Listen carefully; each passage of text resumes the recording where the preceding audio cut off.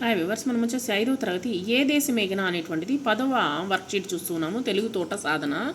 క్రింది అక్షరాల్లోని మహాప్రాణాక్షరాలతో పదాలను మనము రాద్దాము. ఇక్కడ కొన్ని పదాలు చూడండి. డంక, జషం, కరం, ఖండం, ఘనత, గణం, ఘటన, ధర, ధరణి, రాధ, నకం, ఖడ్గం, శంఖం, ఛత్రం, కథనం అనేటువంటి పదాలు రాసాము. తర్వాత వచ్చేసి క్రింది అక్షరాలతో మొదలయ్యేటువంటి పదాలను రాయండి. ఇక్కడ చూడండి, ఆ, రా, కా, నా, లా అనేటువంటి పదాలు ఇవ్వడం జరిగింది. వాటిని ఉపయోగించి కొన్ని పదాలని రాద్దాము.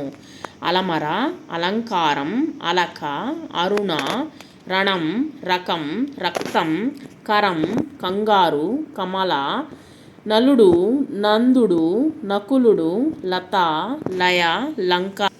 తాతో కూడినటువంటి పదాలు తల, తగరం, తంతి. అంతాక్షరి పదాలు రాయండి. అంతాక్షరి పదాలు అంటే లాస్ట్లో వచ్చేటువంటి పదాలను ఉపయోగించి మరలా పదాలు రాయాలన్నమాట.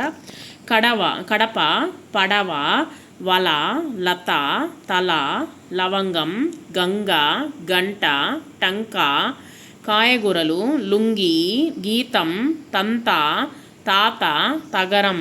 సో ఈ విధంగా వచ్చేసి మనం రాసాము. తర్వాత వచ్చేసి ఇచ్చిన అక్షరాల ఆధారంగా అనుకరణ పదాలను రాయండి.